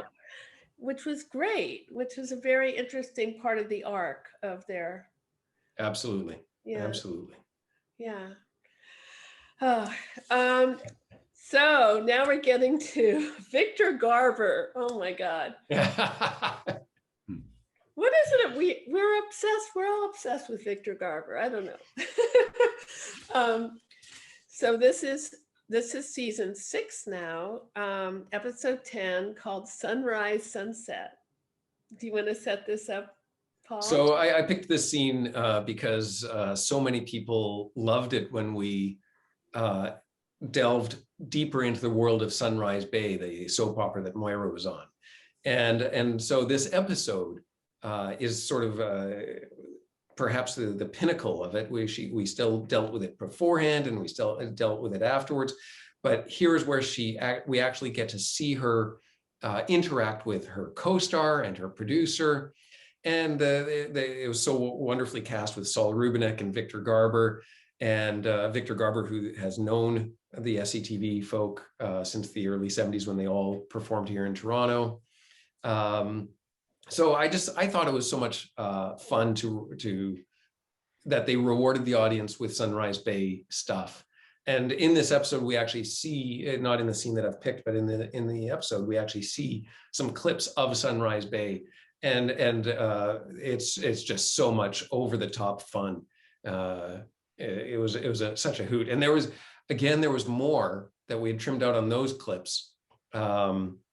There was a pill falling out of Moira's hand, and there were some slaps that we kept to 3 slaps. There were a couple of more. So anyways, I just picked this scene because Sunrise Bay. And oh, actually, you know what? I should revise that. Actually, it also had some challenges that we had to. It's actually more than that. Moira's character is taking a big growth here, and that is that she's she's trying to find the legs to stand on confidently. And Alexis has now, just before the scene, sort of pushed her along, saying, you know, Clifton, her co-stars, may not be as nice as you thought. So in this scene, we're trying to establish 2 characters that we've only seen in one other scene, and trying to get their comic beats, their story beats, and at the same time nail Moira's growth, which is absolutely essential in this scene. So it was quite a dance. It was. I'll go into it a bit more afterwards, but it was quite a dance of those relationships. Yes, it was. Thank you. We can run the clip now. Thanks. From down please. You know, I'm not interested in that. Room for one more. Mommy, grab a chair. I hope you don't mind. We decided to get a head start on the celebration. Extra dry, extra olive? Oh, thank you, Mr. Bernstein. Yeah, tell that cute bartender I'd love a sex on the beach. If she has time, I need another scotch. You better hurry if you want to catch up. Oh, no, this doctor would rather nurse her potable, if you don't mind. Best to stay lucid for our Congress. Hey, remember how you entered that time machine you discovered in the hospital's broom closet, season 3? What if we bring you back that way? Oh, it's not easy to disremember my final demise. It was even more vicious than Vivian getting trampled while honeymooning in Pamplona. Oh, Moira, get over it. Contract negotiations go sour all the time. What would you know about my contract? What? I believe I gave you a new contract today. Did you bring it? Clifton, there are fans who think that you might have had something to do with my being written off the show. What? Who would? Why would? Look, Moira, there were a lot of egos back then, and I was a different man. That was before my liver transplant. Is it true? Think of it as a compliment. Your star was rising, and I was maybe jealous. Oh, would you look at this? I'm getting texts from Nicole's office. Serves me right for sharing EP credit. These people... I'm guessing Clifton was also responsible for my name being repeatedly left off the daytime Emmy ballot. No, we submitted you every year. And that season that you played your own brother, we submitted you for Best Actress and Actor. You did what? But Tippy, I did not negotiate myself out of the job, did I? You deserved every penny. Please, Mark, I want you to consider this offer as my amends. And if you sign on, then we can all get back to doing what we love. There is something I love that I haven't been able to do for quite some time.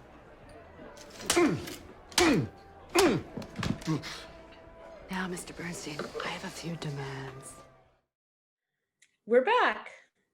Paul, you said you wanted to add something to. It's just oh, now I've forgotten what I was going to add to it. But talking about Moira and her growth, maybe, I don't know. Yeah, it's oh yeah. So that there's the moment where she puts her hand on the contract as Tippy is trying to grab it back, and she puts her hand up. And I had initially cut to the hands. And I thought it was a fun comic moment, actually, because you get to see her kind of slam it down. But it was an interesting decision. I think, again, the right decision to only play that hand peripherally in the medium close-up. And it was still about Moira. It wasn't about this prop. It was about Moira and about her relationship to Clifton. And I get yet again another interesting decision, because you'd have to see it to understand what I'm saying. But that punch on the prop on the contract, it was a fun moment. It was there was energy, and there was and then cutting back to Moira, and then cutting to Tippy for his reaction to her putting her hand down. And we said, no, let's just stick with the simplicity. And keep the characters and let the comedy play out for anyone who sees it there. But otherwise, it's really about her moment. More interesting decisions. Yeah, especially since, as we were talking about, her growth is sort of comes towards the end, and it's very important with her children too, her relationship, but taking charge of her career and all this, very rewarding. Yeah. I mean, she's always wonderful, but now there's a deeper thing going on, which is, of course, what the series does so well. Yeah, I think Moira's character really does grow in these last few episodes, and her relationship with Alexis grows immensely in these last few episodes. Yes. So it's all very important, and a lot of it is tied to this scene in this episode, I think, where Alexis is, making headway with helping Moira. Yeah, and giving her the insight on that they may have pulled a fast one on her in the past. Yes. Yeah. So now we're getting close to the end of the series. This is season 6, episode 12, and this is the pitch. And we're actually going to show this clip. there are 2 clips, and we're going to do a fade out in between. There's a little time in between. So Trevor, if you want to set this up, but also just explain maybe what the fade out is, what happens in the fade out. Okay. It may not be necessary, but maybe a little. Sure. Actually, it's pretty significant. This is the 12th. This is the 3rd last show of the entire series. And it's called The Pitch, and it's directed by Andrew Civadino, who's a gifted filmmaker. And anyways, this is the beginning and end of the show. That's what the fade out is. So it's what we call the tease and the tag. So you see the beginning and end of it. And the truly significant thing about it is that well, you'll see, but Johnny is making a pitch to sell a motel chain called Rosebud, and it's gonna free them. But it's the first time they've actually broken out of Schitt's Creek, in the area of Schitt's Creek, and they've arrived in New York City. So there. Should we explain what happens after that, before the end? I guess it's not, you can do it afterwards. You can do it. Before or after, it's. Yeah, we can do it after, it's fine. Okay, let's run the clip.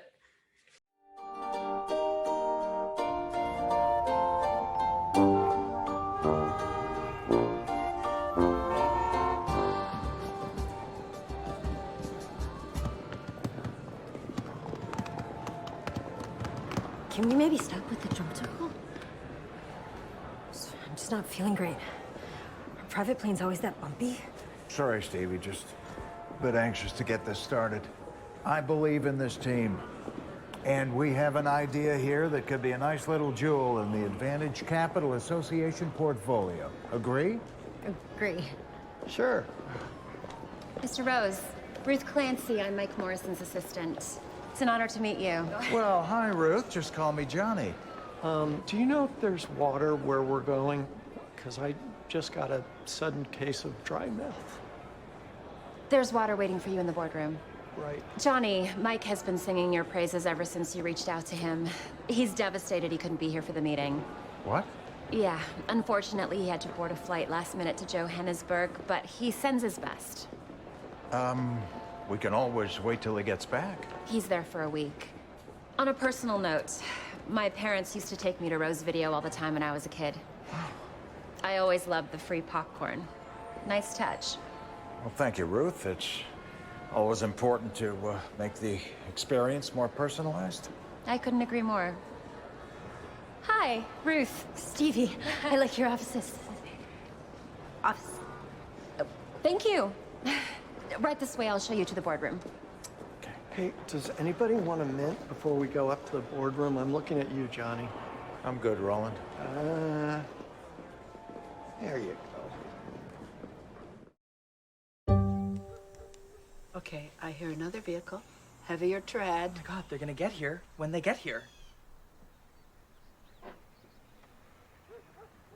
Could that be their limousine? That's them. Oh, your father's insistence on telling us in person could so go either way. This threat of failure is inhumane. No, I think it's exciting. It's like Deal or No Deal, but with the rest of our lives.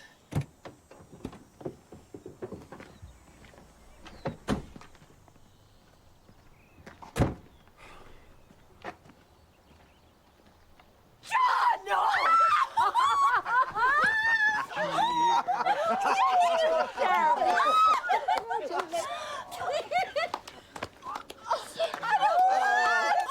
So you're like a businesswoman now. Damn right I am. I sealed the deal. It was really me. Oh, we did it. We all did it. Champagne! Champagne for all! We only have champagne. Champagne for all! Yes!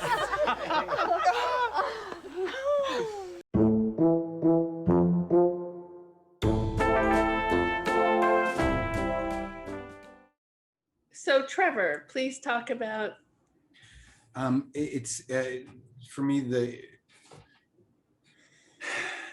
in terms of the whole story, that they've been stuck in Schitt's Creek, like, you know, metaphorically, and stuck in Schitt's Creek the whole time that they're there. They're extremely rich people that are now stuck in Schitt's Creek, and this is the first time they've ever actually gone beyond their boundaries of just like the rural community that they're in. And where do they go? New York City. It's spectacular, you know, New York City. I always thought this would be, to a true fan, someone who's been following it all the way along, binge watching it, it'd just be kind of like, wow, all of a sudden we've gone from Schitt's Creek to New York City, extremes. And I always thought, having been like, you know, a TV holic when I was a kid, and you just like, you watch every episode, and it's so important to you, that this would be a really interesting feeling and sensibility to actually see Johnny go there. And that would be like, especially at the beginning, in the first, you know, the tease, actually getting there, and how exciting that is.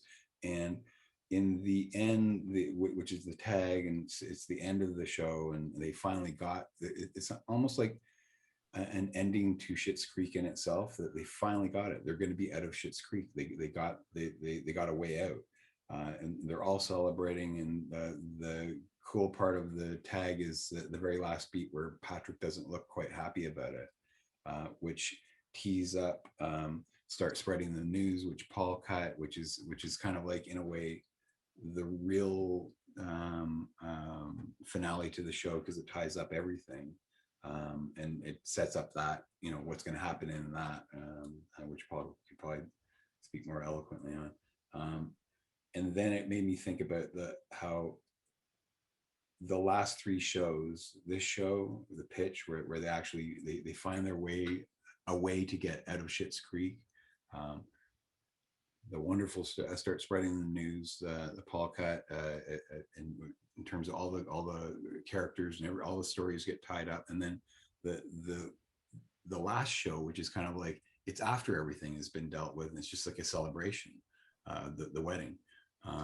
And I thought that was just so smart to not have one finale, to have like 3 episodes that are the finale of a series. So I thought that was kind of cool. Those are my thoughts.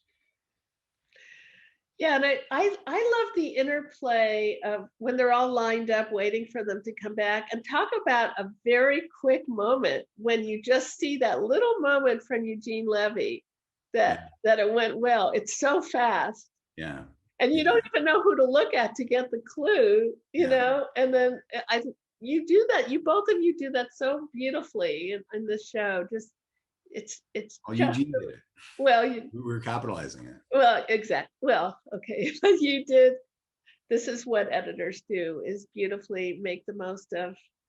But yeah, I loved the way, you know, so many things played out, you know, that David goes to Stevie right away, and they have this special thing, and I don't know, it just, there was a lot going on in that last Everybody's clip. making connections, and it's a real celebration. It's just really, it's cathartic. Yeah. And what Paul, did you want to add something about that, about Start Spreading the News, and, you know, tying everything up, but it's not getting the audience what they want, but what the characters need to get, right? It's finding that there's a lot of threads, right? Yeah, I don't think there's much I can add. I think in terms of Start Spreading the News, it's I wish if I had time, I would show more with clips from the scene of David and Stevie on the car as they look at the house that Patrick had chosen for them to live in Schitt's Creek. It's a phenomenal 2.5 minute take, and it brings so much awareness to where David has been at, and where he's, and then leads to the decisions he's going to make. But I think in terms of being in New York, I think one of the things that Schitt's Creek did was, every now and then, New York without a doubt is this remarkable it takes Schitt's Creek and puts it in the background. We're now in New York.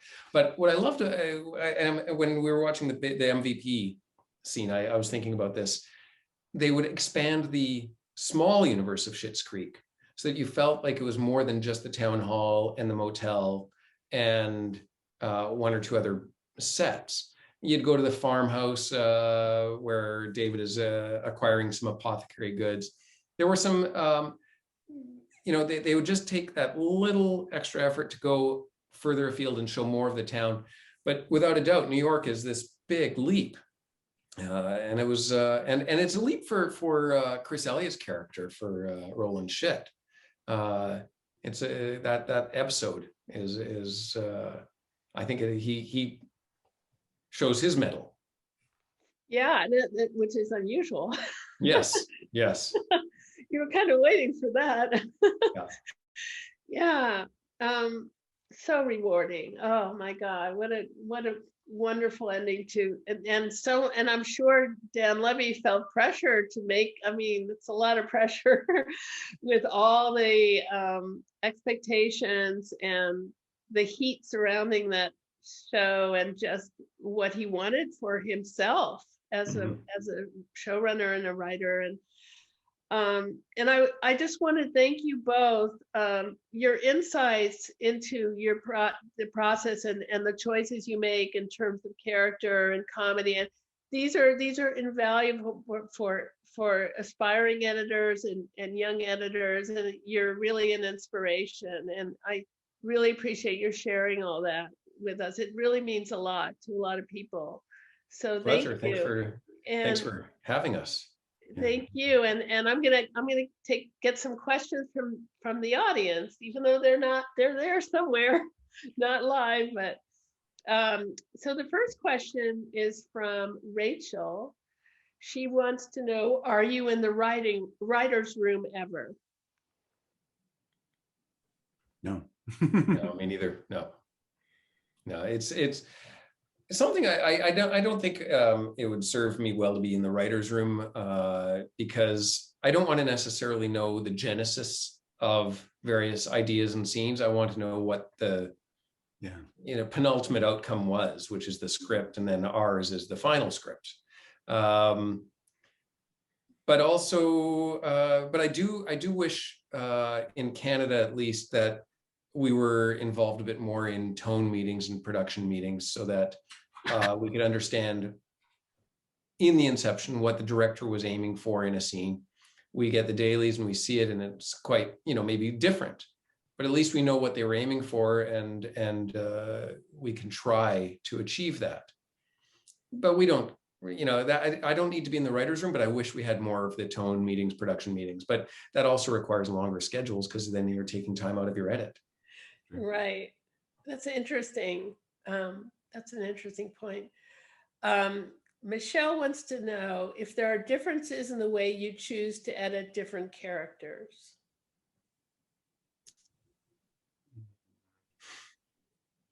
I think that you're just trying, you try and,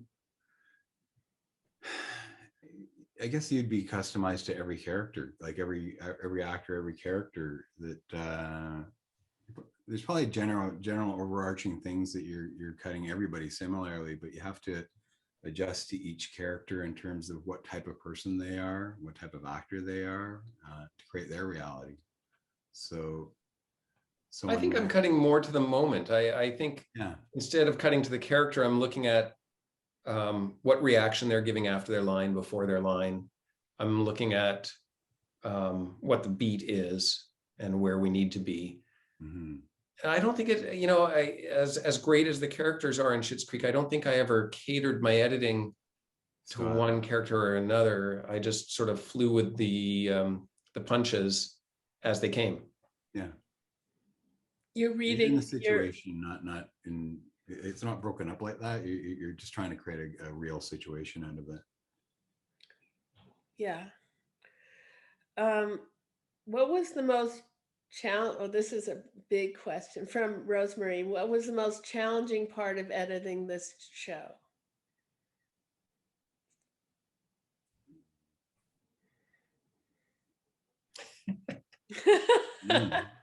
That's a hard one.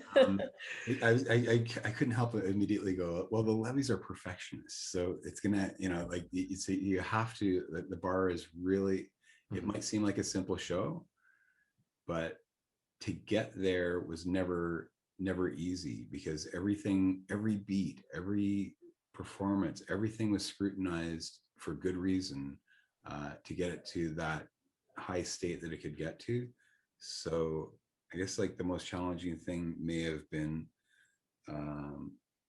the high expectations that both Dan and Eugene had. I agree entirely, and I would add to that, for me, because I wasn't on since from the first of the season,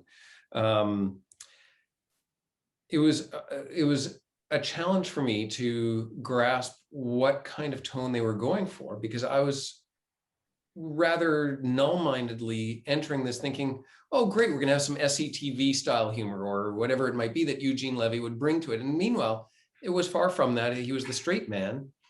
And so it was a matter of trying to grasp what it was that they were going for. And I think it took me several episodes before I got it, that this is not what I had presumed, and that this was something different and unique. Yeah, and I mean, especially coming from the Christopher Guest, right?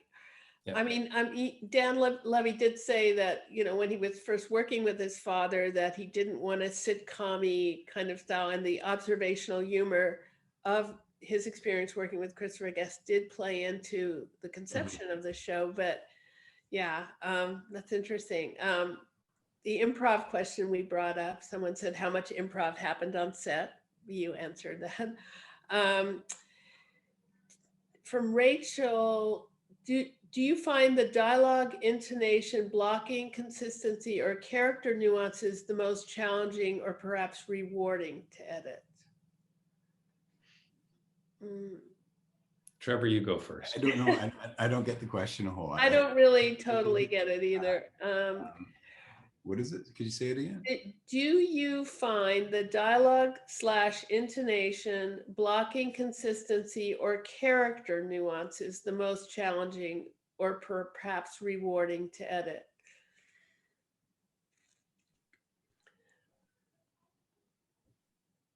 In editing, I find that everything matters all the time. Yeah. So it's kind of like every answer. matters all the time. Yeah. That's actually that was part of the acceptance speech. It was good advice my wife gave me. It's really, details are really important. Yeah. And the care that you put into that. So in a way, like blocking, dialogue, intonation, character, where they're going, where they came from, what's on their mind. Another thing Dan would always do would be like, what's happening? Like if a story was about Moira in particular, say, he'd be like, what's going on in her world, and where is she coming from, and what does she want to happen, and what is she hiding, or who knows what. Take that into consideration as you're cutting everything. So I guess the answer would be everything. All important. Yeah, and also just the material tells you what to do. I mean, you're looking at the material and it's telling you how to respond to it. So you have to look at everything, as you say, in great detail. Did you tend to move scenes? Oh, this is from Jenna. Did you tend to move scenes around in the storyboard or stick closely to the script? We moved scenes around semi-regularly. There were scenes moved around. There were large trims that would be made to scenes. And I guess now that I think about it, it was more than semi-regular that we'd switch scenes around. It seemed like in the last pass, we'd often end up taking this and moving it over here for better, energy in Act 1 and better dynamics in the storyline for Act 2. And sometimes surprising jigsawing. It's like, really, Yes, it's going there, and then all of a sudden taking it. Sometimes even taking it like, that was a good part, that was a good story, or that was a good idea, and it was fun and everything. But it's like, but it's really getting important of the main story, and sometimes you'd have to go like, yeah, it's true. You know, it's like it'll be a weaker story. It'll be a stronger story without it. But especially the C story, we'd often sometimes end up minimizing or trimming out in order to focus more on the A and B stories. Especially if you knew they were going to hit, as you said earlier, about where they're going, like maybe the next episode or the episode after that, something's going to happen. You Absolutely. have to set up. Yeah. Yeah.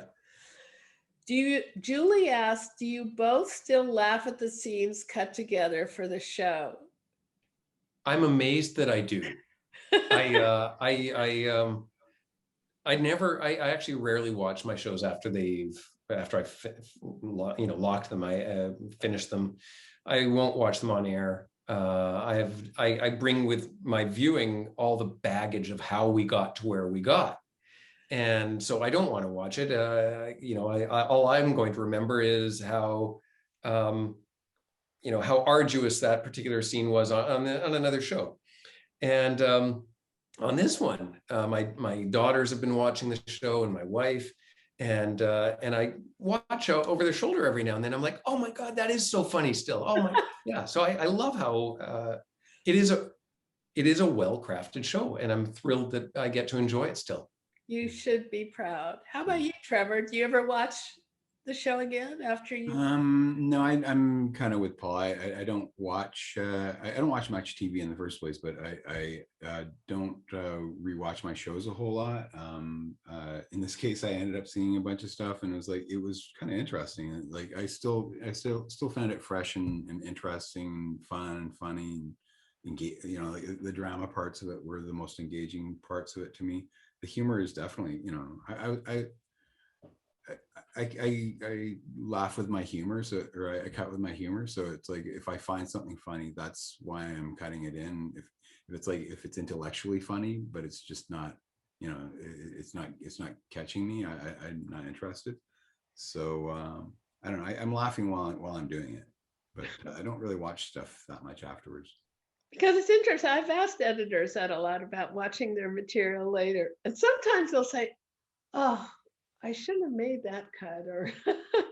But for you, I mean, well, as I said, you should be so very proud. Your work is just absolutely beautiful. And as I said before, thank you for giving us the gift of this show and your contribution in shaping this material into something that is not only meaningful, but hilarious. So thank you. Josh, are you there?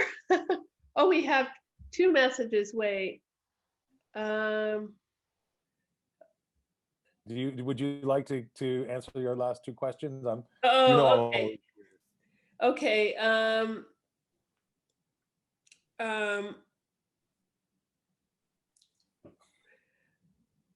How about this one? What scene, was there a particular scene that you were really disappointed that you had to cut out of the show? Was there anything that just really hurt? No, I don't think so. I think, when I think about the scenes we lost, it's usually, for me, it's just large trims that we, I can't even remember. I know we lost scenes, but it's foggy as to what we lost. But I remember, losing 3/4 of this scene or that scene. And without doubt, I have no regrets. I think, again, they were the right decisions. They were either technically not perfect. There was one scene I have in mind, I'm not going to say, where for once the performances weren't solid, and we had to cut around that. And then there was continuity issues, again, unusual. So yeah, no, I think the trims we made were the right ones. Yeah, I always felt that the trims that we made were the right ones too. And I can't remember anything that we took out. It's like, I know. It's odd. I know that we did take out scenes. I know we took out huge, I knew some shows were coming in twice as big as they have to be. So we took out a lot of stuff, but I don't remember what those things were, but it always felt like we got to a good place. Yeah, I mean, just what you said before about how satisfied you were, that you always made it better. I mean, that's a pretty significant statement. Editors don't always say that. So it just speaks to the quality of the people you work with and the work you were able to produce under these wonderful conditions with wonderful material. So, Josh, you can come back now. Are you sure? I'm allowed back. You're allowed back. All right. Well, thank you. I really couldn't have been more pleased to be in there behind the scenes. I love these because I get to be an audience member. When we do these events live, I'm running around and doing camera work and making sure everything is going just so. But in these instances, I really get to sit back and watch it the way an audience member would. So Paul and Trevor and Bobbie, thank you so much. Thank you. For giving your time and expertise and insight. And it really sounds like you love your work, and that's always a gift. So I can't thank you enough for giving your time to share some of that experience with us tonight. Thank you. Thank you. Thanks very much. I'm going to quickly thank OWC, American Cinema Editors, and AJA again. Janet Dalton, who was feeding all the questions, and Jason Banky, who was feeding all the timing to make it look like it was all happening, perfectly orchestrated. We also have another event coming up on May 1st. It is all a focus on visual effects. So there should be some sign-up link that people can find if they're looking for it and want to come to the next one. At some point, they're going to be live again. Oh, it's May 13th. I'm sorry, I goofed. It's not in 9 days. It's a little bit longer than that. But I think someday we'll do them again, and we'll all be together and unmasked and vaccinated, and then I'll be running around, and I'll probably miss out on all the good stuff and have to watch it, on when it's archived online. So again, this one was great for me, as it always is, and thanks again. I hope you guys have a great night, and we'll see you next time. It was wonderful. Thank you. Thank you, guys. All right. Good night. Good night. Bye.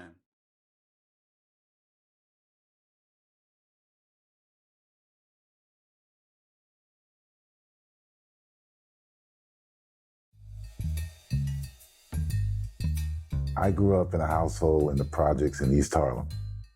There's a program at WNET, the public television station, to get more people of color behind the camera, in the editing room, doing sound, writing scripts. When they put me in a dark room and they showed me how to use the splicer and the rewinds, I felt this big sigh of relief, this sense of, wow, I found my space. The editing part of filmmaking is the real nuts and bolts of what makes films come to life. You can ask Spielberg, you can ask Tarantino, you can ask Spike. When you sit here, this is where the proof is in the pudding. I'm Sam Pollard, and this is my class on documentary editing.